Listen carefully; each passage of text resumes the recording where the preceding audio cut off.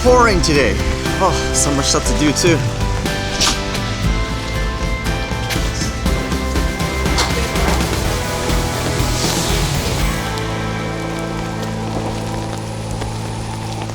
Okay, definitely no flying today unless the rain miraculously stops. Actually, speaking of flying though, I actually got approval to fly in the Vancouver Harbour. I might actually do it tomorrow if everything works out and the rain actually does stop. Talk a bit about it later because of some interesting points that kind of came up, I guess, while you're doing your operations and stuff there. What was interesting today in terms of reading? How about this one? It says, U.S. military drone shot down over Yemen. 2 U.S. officials say the drone was brought down in Tuesday, south end of the capital Sana's. It says a U.S. military MQ-9 drone has been shot down in Yemen's Damar governorate. A Houthi military spokesman had earlier said their air defense had brought down a U.S. drone. The officials speaking on Wednesday on the condition of anonymity said the drone was shot down late on Tuesday. It's not the first time a U.S. drone has been shot down in Yemen.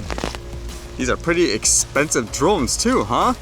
Makes you wonder if they're doing anything to kind of make them prevent from being shot down in general. Or basically they were just made originally just for observing and stuff like that. Makes me wonder too if regular consumer drones are going to be taken down more often in the near future, just because as technology advances there'll be more stuff to actually enable regular people to do that. And one interesting tidbit in regards to YouTube and that whole situation where potentially a large union and stuff is going to sue them if they don't meet certain demands. One of them, for example, was to have communication like with a real person when it comes to issues. Now, funny enough, just recently, I even got an email saying, if you want support, here's like a live chat. Like all of a sudden, they just bring this out. Makes me wonder if it's related. Is that actually effective? Is it just a coincidence? Either way, what it makes me think of is many times when there's something wrong, like in this case, like with the system in general, it's good to say and do something as opposed to just sitting in the sideline and not doing anything. Because if you don't say anything or do anything, they'll just keep the things the way as is, right? So you have to kind of take a little proactive approach if you don't agree with something that way. So with flying the drone around the Vancouver Harbour area, if everything works out with the weather and all that, they said basically I'm approved and that what I need to do is on the actual day before I take off, I should actually phone the Vancouver Tower like in the harbour in order to, I guess, verify that I'm ready to take off. So that's kind of interesting. Because I know before you were supposed to contact the number to get permission first and then fly, whereas now you have the NAV Canada stuff. But it seems like here you need to get the NAV Canada approval and phone in as well.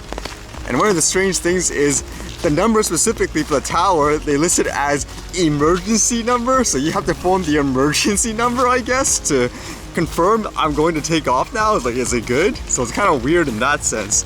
But it'll be good if I can actually do it, because I need some kind of practice and stuff to get used to the whole process in that case. Makes me think too, yesterday while flying in the Class C with the permission and everything like that, a helicopter literally flew right above me, like literally. But at the same time, when you think about it, I'm at this height. There's no reason why like a helicopter and aircraft should be below that height. So it makes you wonder if it's a little redundant, so to speak.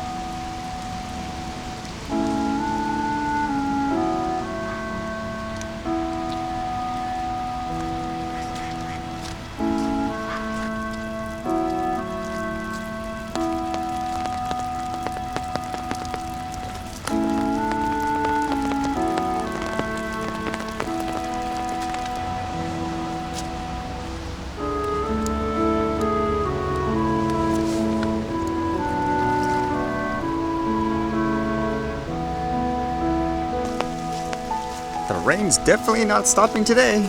I guess it's time for the archive.